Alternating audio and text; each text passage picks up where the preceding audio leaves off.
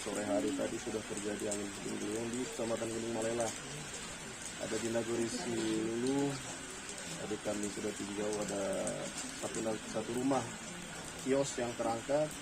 Di Nagori Serapu ada 3 atau 4 rumah ini. Dari informasi juga sampai ini ada 4 rumah lah yang sudah terlapor sengnya terangkat karena angin kencang.